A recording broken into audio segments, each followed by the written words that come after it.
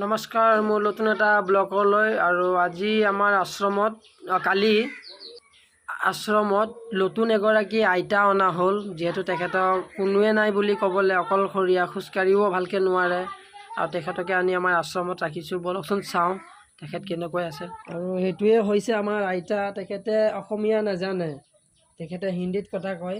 তেখেতক মানে ক'ব লাগে, বেটা বেটা বাত কৰেগা আপকা সাথ, বেটা বাত কৰ বেছে।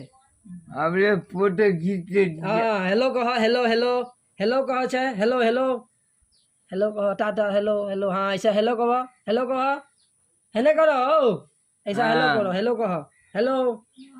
আইতা নাজানে ভালকৈ, অকণমান বুজাব লাগে তেখেতক। এই আইতা হেল্ল' দিছে দেই সকলো গাইজ, মৰ্ণিং। আমাৰ এই যে আইতা, বেটাকে কুছ কহ ছ, বেটাকে কি কয় বেছ, হা বেটাকে কোনো কয় দে বেছে। তেখেতে নাচায়। আৰু এইজনীকে অনা হৈছে আমাৰ কালি আশ্ৰমত। যিহেতু তেখেতে একেবাৰে খোজ কাঢ়িব নোৱাৰি, লাঠি তেখেতৰ লগতে আছে।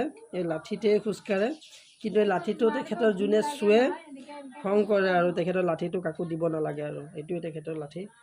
আৰু আমাৰ আইতাৰ পৰা অকণমান জানো বলকচোন। অ আইতা, আমাৰ আইতা আহি কালি কেনে হৈছে আমাৰ আশ্ৰমত?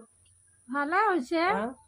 তেওঁৰ ভাষা বুজি নাপাওঁ, হয় আমি অসমীয়া কৈ থাকোঁ, হয় একোৱেই নাজানো, হয় তথাপি চিঞৰি বাখৰি থাকে বেটা বেটা কৰি। হয় হয় আমাৰ চন্দনক ভাল পায়, হয় হয় বেটা বেটা বিচাৰি থাকে।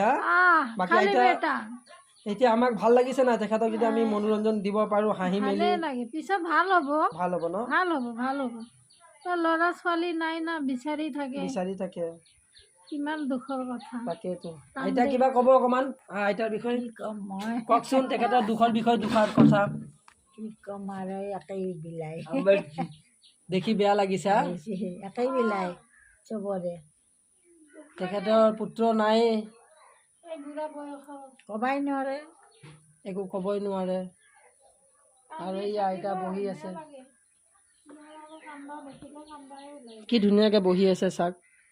আপোনালোকে সকলোৱে আমাক সহায় কৰিব। আমি এনেকৈ মানুহ আনি আশ্ৰমত আশ্ৰয় দিম। যদি আপোনালোকে আমাক সহযোগ কৰি আগুৱাই লৈ যায়, তেন্তে আমাৰ কাৰণে বহুত ভাল।